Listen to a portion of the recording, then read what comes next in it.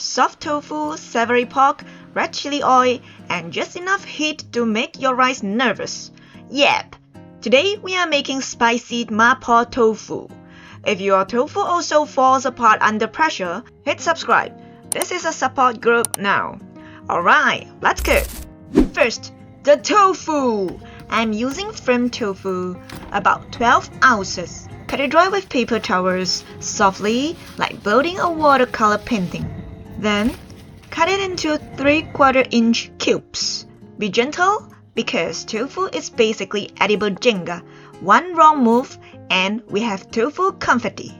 Try to keep the cubes nice and even, not too small, or they'll fall apart before they even meet the sauce. About this size, big enough to survive, hopefully.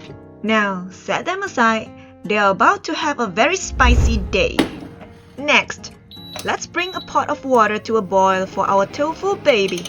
Add a little salt, because tofu deserves bath salts too. Once the water is boiling, gently add in the tofu. This quick blanch helps remove some of the raw bean taste, firms up the tofu, and makes it less likely to fall apart later. Basically, we are teaching tofu how to keep it together.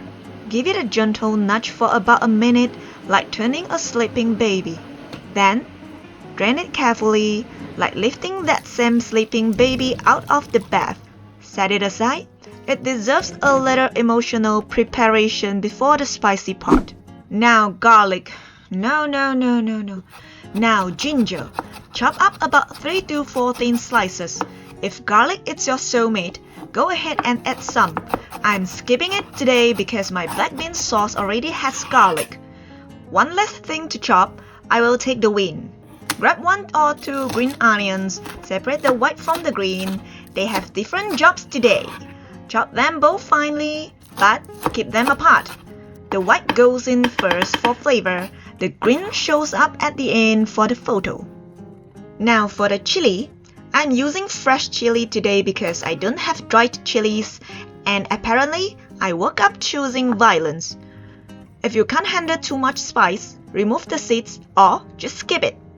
Cut it into rings first, then chop it finely. Fresh chili gives a brighter kind of heat, like spicy with good lighting. Now, let's make our sauce base.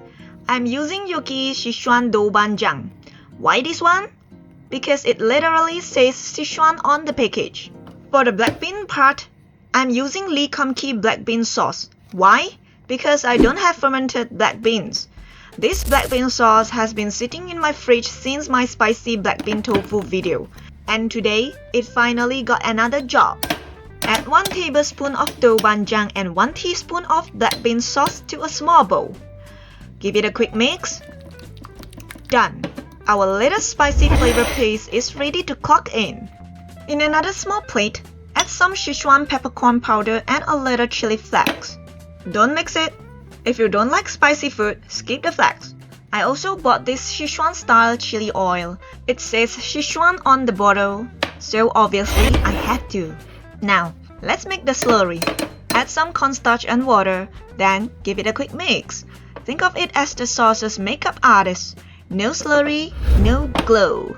Finally, get 2/3 cup of water or chicken broth ready. And it's time to cook. Get some oil in a pan over medium heat. Add the chopped ginger and the white part of the green onion. Let it sizzle for about 20 seconds. Once it smells amazing, your kitchen is officially awake.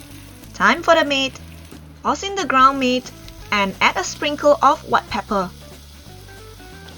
Break it up like you are breaking an argument in the group chat. Fast and a little aggressive. Cook over medium-high heat for 2 to 3 minutes until it picks up a little char. Then, add a splash of Shaoxing wine and give the meat a happy hour it never saw coming. Once the alcohol cooks off, add the Doubanjiang mixture.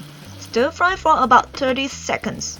Let every piece of pork get coated in that spicy sauce, like it's getting dressed for the occasion. You'll know it's ready when the aroma of the Doubanjiang hits you. Now, things are getting serious. Toss in the chili and stir fry for about 10 seconds. Now add the water or chicken broth, a little sugar and a sprinkle of white pepper. Give it a quick stir and let the sauce come to a nice boil. At this point, give it a quick taste. If it needs a little more saltiness, add some soy sauce. If the color looks a little pale, add a splash of dark soy sauce. Just don't overdo it. We are aiming for bright red, not mystery stew. Give it a quick stir, and once the sauce comes to a gentle boil, bring back our tofu baby cubes. Gently slide them into the sauce. Use the back of your spatula to nudge them around. No aggressive stirring here. Tofu is fragile, and honestly, so am I. Cook over medium heat for 3 to 5 minutes. Let the tofu soak up all that flavor. Let your hoodie soaking up barbecue smoke after one backyard cookout.